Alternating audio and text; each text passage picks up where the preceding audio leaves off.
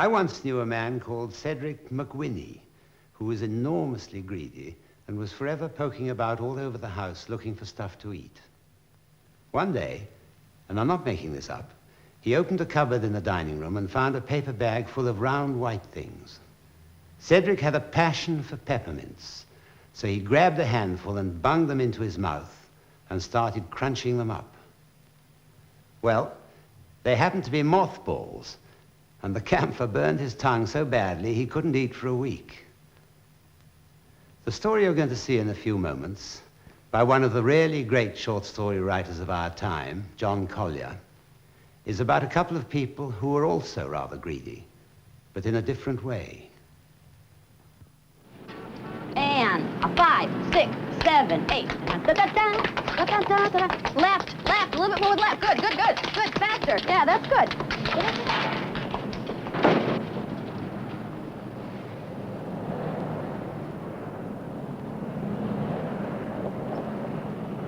On a nondescript street, in a town where nothing much ever happens, the wheel of fortune is about to take a rather unlikely spin.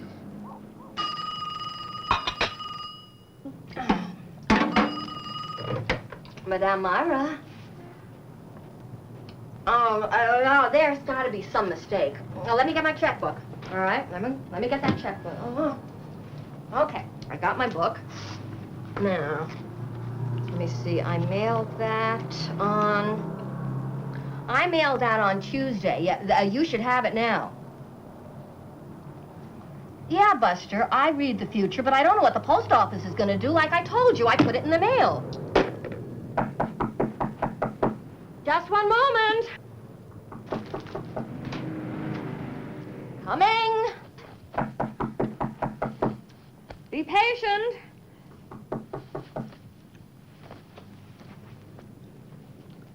Future will wait. Just one moment. Coming.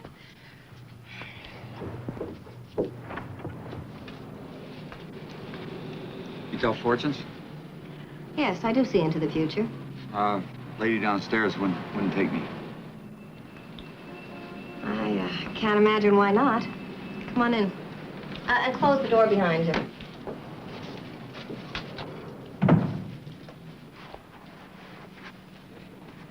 I'm new in town. And you want me to tell you all the terrific, wonderful things that are going to happen to you, right? I went to that lady downstairs. Her sign said, all ages. So I figured that I could learn how to dance like Fred Astaire.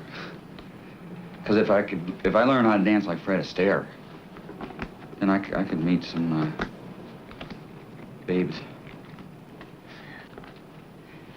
And you want me to tell you if you can learn how to dance like Fred Astaire? Well, she already told me. But she said you could tell me if there was any babes in my future. Yeah. Yeah, I think I could divine that for you. Come on over here. You sit down in this chair right over here. Come on. I'm going to have to bring up a very coarse subject here. What's that? Money. Now, it's $5 for a quick glimpse into the future, and it's $10 for a long gaze forward. What's the difference? You want to know what's going to happen next week or next year? So $5 I get 1 week, and $10 I get a whole year. Well, I'm no dummy. I'll take a whole year. You'd be surprised. You're a lot more farsighted than a lot of people. No kidding. Well, I got a small problem. Yeah? I don't have $10.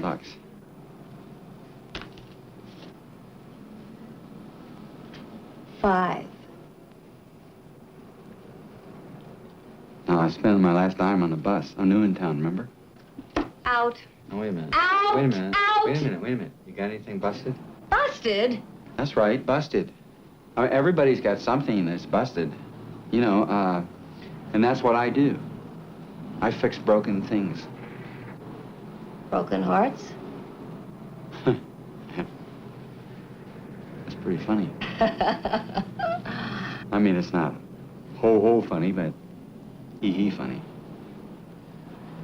Busted. I got this toaster over here. It doesn't pop toast up anymore. And I got that television set that went out on me right in the middle of John Dean. The Watergate guy? Yeah. Well? Toaster. You fix my toaster, I'll tell your fortune. $10 fortune? Okay. $10 fortune. Got a screwdriver?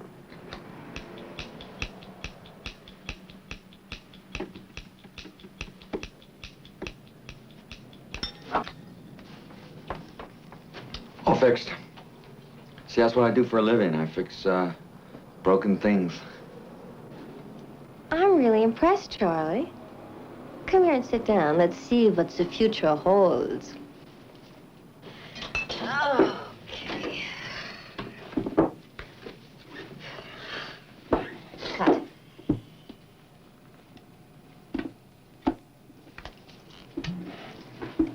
Are you a real gypsy?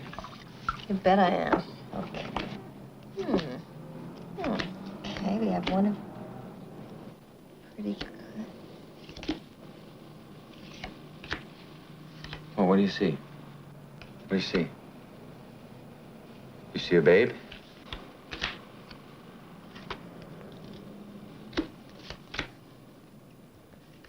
How about, money? I'll settle for money. You have a rich relative, aunt, uncle, anything like that? Only relative I got is my Uncle Jake. He's always telling me what he's gonna buy me when his ship comes in. I'm still waiting for it to dock.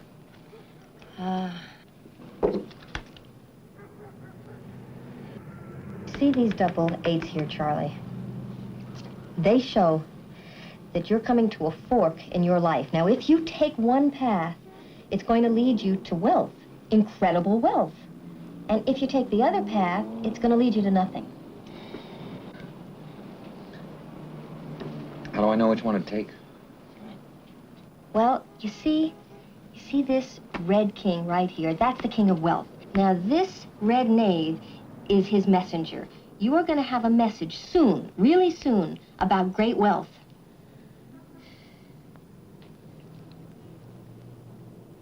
Wait a minute. Let me try it again. All right? Let me try it again. Try it again. Yeah, okay. All right. I'll tell you.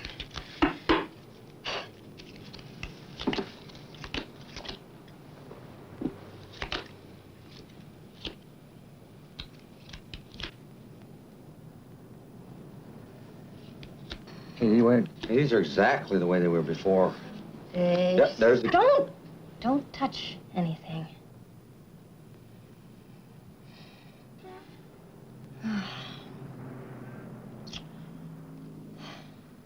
It's too bad, Charlie. I mean, you could have been a very rich man. What do you mean? Well, you remember the double eights right here? The two paths, one leading to wealth and the other to nothing? So just point me in the right direction. Well, you'd have to get married. Married? I don't know any babes. Oh, this couldn't be just any babe. This would have to be a woman who had certain qualifications, certain specific things. Such as? Oh, this woman would have to have dark hair. It says it right here in the cards. Cards demand it. Dark eyes. She'd have to be divorced. She would use her hands to make a living. And the Red Queen demands that she be an air sign. That's a Gemini. It says it right there. What sign are you? Wow. Gemini. Have you ever been married? Divorced. But that's not all. The cards demand that the woman you marry have a mark of fortune. mark of fortune? This woman has to have 3 moles on her left shoulder.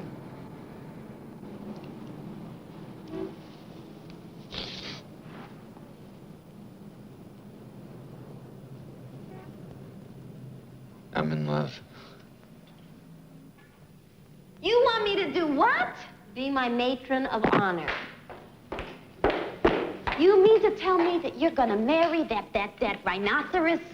Saturday. It was a joke. Myra, I sent him upstairs to you with a bad joke. Grace, you know how sometimes the cards work? I mean, really work? Honey, you can't marry him. He's a -0, a zilch. They say that he's going to inherit a lot of money from a close relative. I mean, a lot of money, Grace, a lot. Honey, I don't care if he's gonna inherit $1 million. You're gonna have to live with him. You're gonna have to let him... You know what you're gonna have to let him do. Grace, that's not all.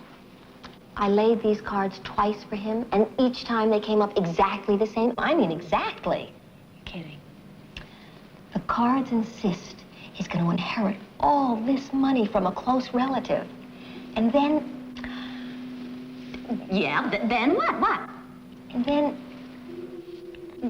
He's gonna what? What? Die. Look at the instant replay on that one. Starback comes back, hands off to the tailback, and he gets racked up after a gain of about a yard. But it should be enough for a first down. It is. Now back to live action. Starback, back to pass. He's sacked by the blitzing linebacker. Cut the phone, please. All right. He's okay. He's getting up slow, but he's going to be okay. He's got Madame Myra. started before that passing game is ever going to... Yes, Mrs. Norwood. Yes, I can see you right away. Lines up this time. All right, I'll expect you in 5 minutes. 4 paces back. The ball snapped. He Hey, puts it on. slob, out. I got a client. And he gets maybe 10 yards before he's... Game just started. The game has always just started. First it's basketball, then it's baseball, now it's football. What comes after football? Returning to the hunt. Starts all over again. Third and 5. This will be a pass. Ball snapped. Oh, the big fixer. The man who can fix anything. You better get that short fixed or you're going to get electrocuted. The TV works okay. He gets racked up, but after... It works better than those cards of yours. You know what you're doing, Fako? You're selling lies. Keeps you in beer. It sure does. Where's my money, huh? Where's that $1 million I was supposed to get? Huh? For marrying the girl with the dark eyes and the mark of fortune? I never said it was going to be $1 million. Lines up with the gun. For 6 months, I've been waiting around here for a phone to ring and a letter to come, and it hasn't. And now I know why. Because it was a lie. You lied to me just like you lied to every other poor slob that walks up in this place. Okay, maybe I do lie to them, but you know what? It makes them happy. And I did not lie to you. I never did. I have a gift, and my cards still say you are going to get Your that cards money. are pieces of paper. I was going to meet a babe. A babe with a cute smile and go to hell eyes, and look what I got stuck with. Look what I got stuck with. Look at yourself. Out, Charlie. You know what I got in my pocket? 38 cents. And where am I going to go on 38 cents? I don't know, and I don't care. I mean, out anywhere. Why don't you go downstairs and see Grace? She's got go to hell eyes. Oh, maybe there's something she needs fixed.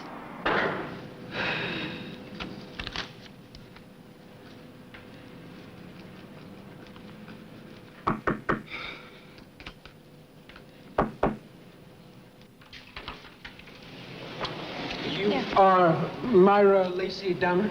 No, she's upstairs. What do you want to see her about? You are I'm her husband. Charles Richard. Yeah, that's right. My name is Merrifield. I'm an attorney, but my business is with your wife, Mrs. Downer. It's about an inheritance, rather sizable inheritance, I might add. Now, you don't mean her. You mean me. I mean nothing of the sort. The person I need to see is Myra Lacey Downer. Now then, a few routine precautionary measures. Your mother's maiden name? Geraldine Dorothy Johnson. Right. Some gypsy. And do you have a copy of your birth certificate? Yes. Yes, I do.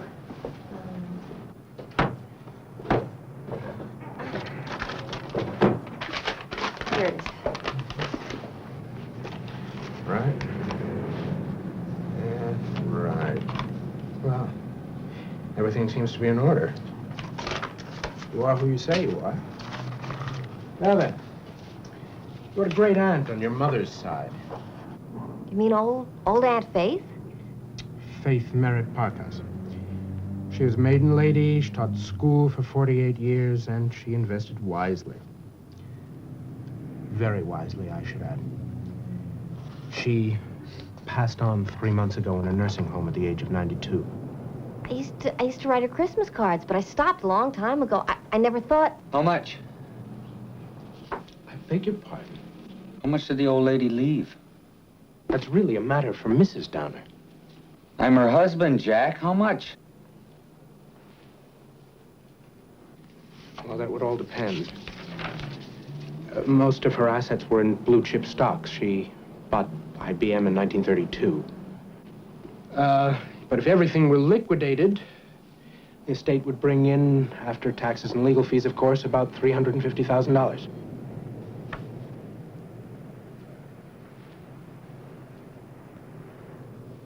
$350,000. Here's my card.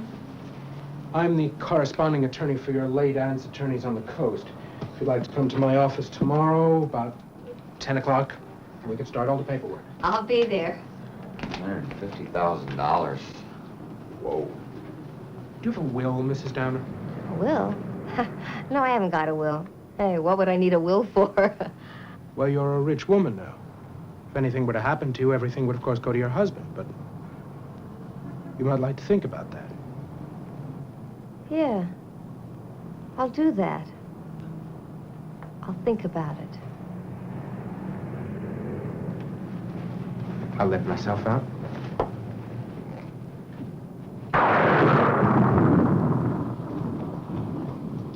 Why aren't you watching your game, Charlie?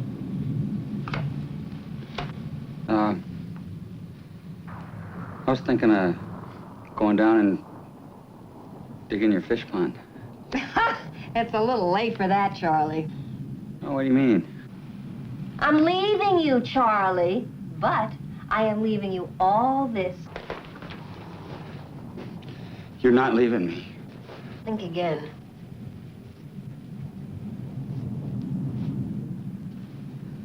I get half. Half the money's mine. You'll have to find me. Don't worry about it, Charlie. The cards still say that you're going to be very, very rich. They do, huh?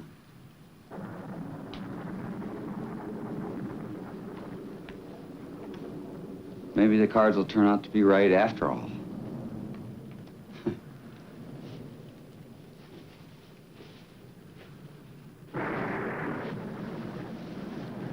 I'm gonna go down and work on your fish pond. It's raining. Oh, that's all right. Fish don't mind.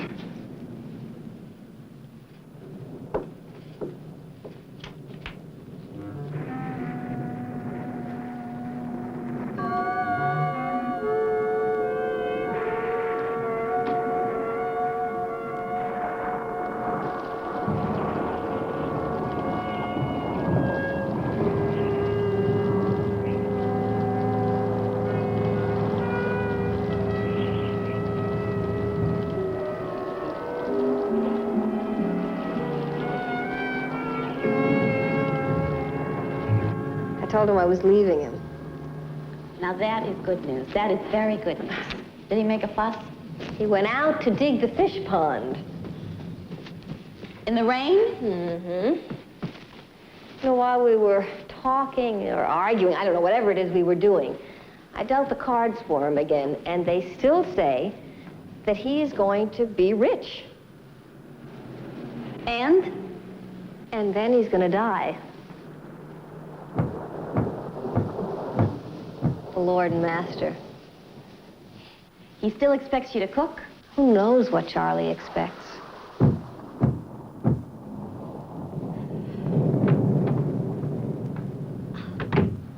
Oh, Charlie. What are you, the abominable mud man?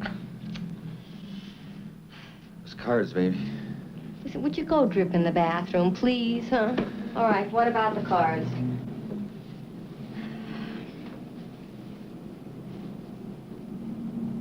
They're right after all. Look. Yeah.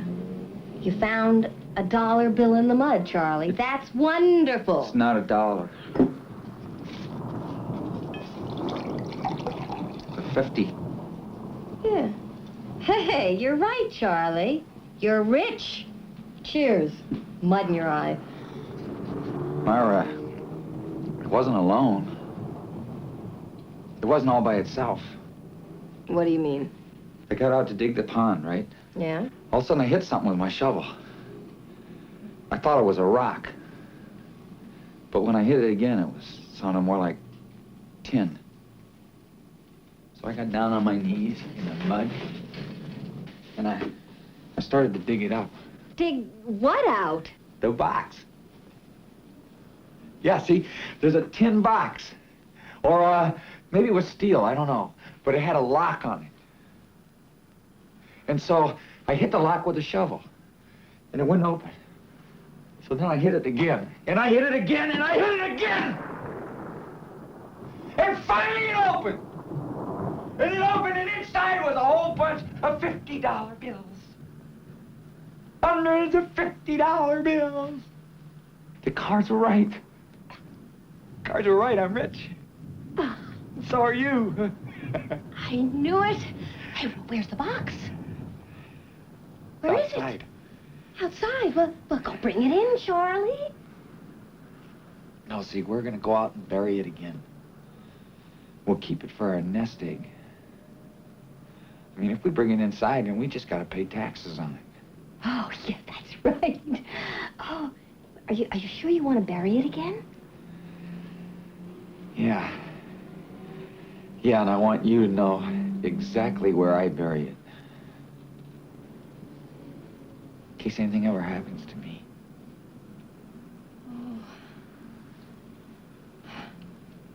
Oh, gee, Charlie. Oh, that is really decent of you. Oh.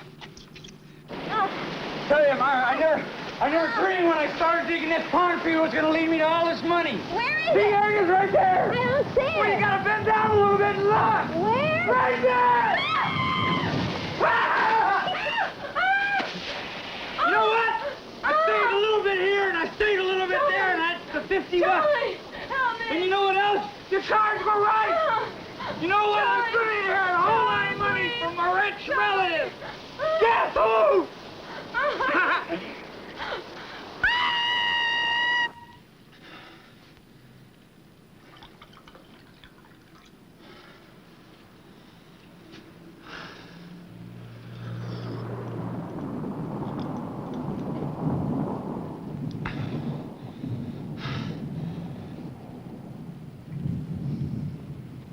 Found $1 million, baby.